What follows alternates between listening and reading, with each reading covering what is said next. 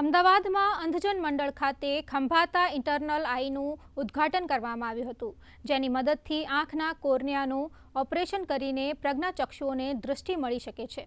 ભારતમાં કોરિયા પ્રજાસત્તાકના રાજદૂત લી શિયોંગ હો તથા અરીઝ ખંભાતા બેનેવોલન્ટ ટ્રસ્ટ અને ખંભાતા પરિવારની ઉપસ્થિતિમાં આ સેન્ટર ખુલ્લું મૂકવામાં આવ્યું છે. આ અંગે અંધજન મંડળના જનરલ સેક્રેટરી ભૂષણ પૂનાનીએ જણાવ્યું હતું કે લોકો વધુમાં વધુ આઈ ડોનેટ કરી સેવાના કાર્યમાં જોડાવા અપીલ કરી હતી.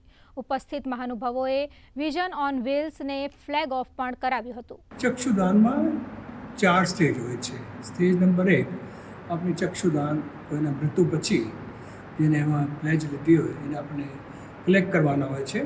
સ્ટેજ નંબર 2 કે આપણે એને લાવીને પ્રોસેસ કરીને પ્રિઝર્વેટિવમાં મૂકવાનું હોય છે. સ્ટેજ નંબર 3 એને આંખની હોસ્પિટલમાં આઈ સર્જરીમાં વાપરવાનું હોય છે. સ્ટેજ નંબર 4 આ બધા કાર્યક્રમનું સંકલન કરવાનું હોય છે.